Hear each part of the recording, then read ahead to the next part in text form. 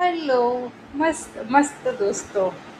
આજે કિચનમાં કંઈક એવી વસ્તુ બનાવવાના છે કે ખાધા પછી તમે કહેશો oh my God, fire fire fire.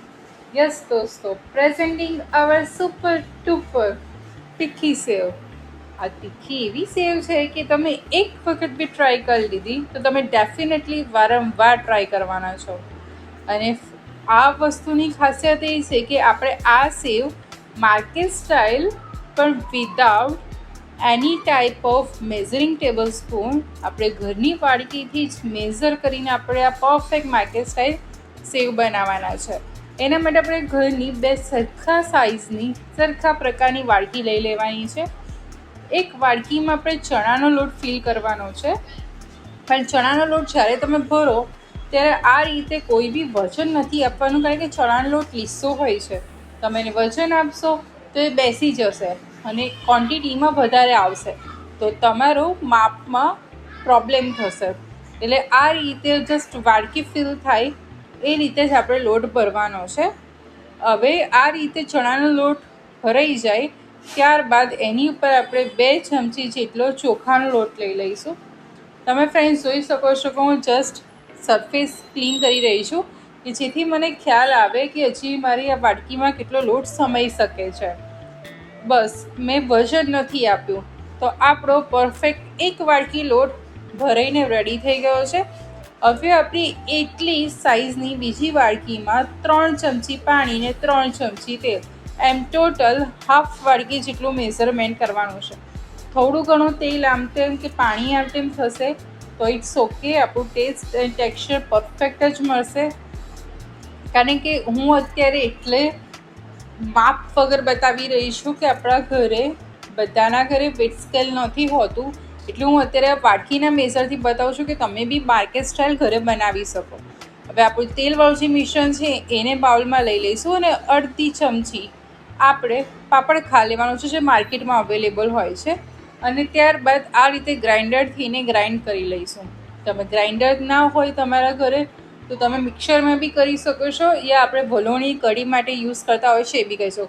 હવે આ ટાઈપનું જે વ્હાઈટ ટેક્સચર રેડી થયું એને એક મોટા વાસણમાં લઈ લઈશું. હવે સ્વાદ પ્રમાણે મીઠું, પિંચ હળદર, હવે 1 ચમચી લાલ મરચું લઈ લઈશું, 5 ચમચી જેટલી હિંગ લઈશું. આમાં હિંગનો ટેસ્ટ આગળ પડતો રાખવાનો સરસ લાગે છે. 5 ચમચી કાળા મરીનો અધકચરા કાળા મરી વાટેલો પાવડર લીધો છે. હવે આ બધા મસાલાની મિશ્રણને આ રીતે હાથેથી સરસ મિક્સ કરી લઈશું. તમે જોઈ શકો છો કે પરફેક્ટ ટેક્સચર આવ્યું છે. જો તમને આ સેવ તીખી ના ગમતી હોય તો તમે કાશ્મીરી મરચું બી એડ કરી શકો છો.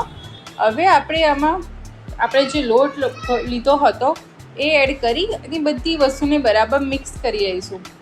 ફ્રેન્ડ્સ, તમે જોઈ શકો છો કે આપણે જેટલું પાણી લીધું છે એના કમ્પેરમાં આપણો લોટ પરફેક્ટ મિક્સ થઈ ગયો છે.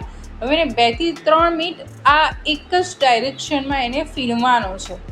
આ પ્રોસેસ કરવાથી આપણો લોટ સરસ હલકો થશે. ખાવામાં સેવ બહારથી ક્રિસ્પી અને અંદરથી માર્કેટ જેવી સોફ્ટ થશે. તમે જોઈ શકો છો ફ્રેન્ડ્સ કે હું 2 થી 3 મિનિટ થઈ ગઈ છે. તમે જોઈ શકો છો કે થોડો કલર ચેન્જ થઈ ગયો છે. હવે હું 1 ચમચી જેટલું પાણી એડ કરી અને ફરી એને આ રીતે ફીણી લઈશ. તો આપણો પરફેક્ટ લોટ રેડી થઈ ગયો છે. એક વાતનું ધ્યાન રાખીશું કે 1 જ ચમચી પાણી એડ કરવાનું છે, વધારે પાણી એડ નથી કરીને ઢીલો નથી કરવાનો. હવે આપણે સેવના સંચાને ઓઇલથી ગ્રીસ કરી લઈશું, હાથને બી ઓઇલથી ગ્રીસ કરી લઈશું. અને ત્યારબાદ આપણે આ જે આપણું મિશ્રણ બન્યું છે સેવનું, એને આ રીતે હાથેથી લઈને સંચામાં ફિલ કરી દઈશું. સંચામાં ફિલ થઈ જાય એટલે સાઈડ બાય સાઈડ આપણે મીડિયમ ફ્લેમ પર તેલ ગરમ કરવા મૂક્યું છે. હવે એમાં આપણે સેવ પાડી લઈશું. સેવ પાડતી વખત આપણે તેલની ફ્લેમ હાઈ નથી કરવાની, મીડિયમ ફ્લેમ પર જ આપણે તેલને તળવાની છે. હવે 1 કે 2 મિનિટ થઈ જાય ત્યારબાદ સેવને આ રીતે સાઈડ ચેન્જ કરી અને એને બીજી સાઈડ બી સરસ તળવા દઈશું. ફ્રેન્ડ્સ, તમે જોઈ શકો છો કે 2 મિનિટ થઈ ગઈ છે. એટલે આ રીતે હું સેવને તેલ ડ્રોપ આઉટ કરી લઈશ અને તેલ ડ્રોપ આઉટ થઈ જાય ત્યારબાદ એને ટિશ્યુ પેપરમાં લઈ લઈશ. આવી રીતે હું એનો બીજી ખાંચો બી પાડી લઈશ.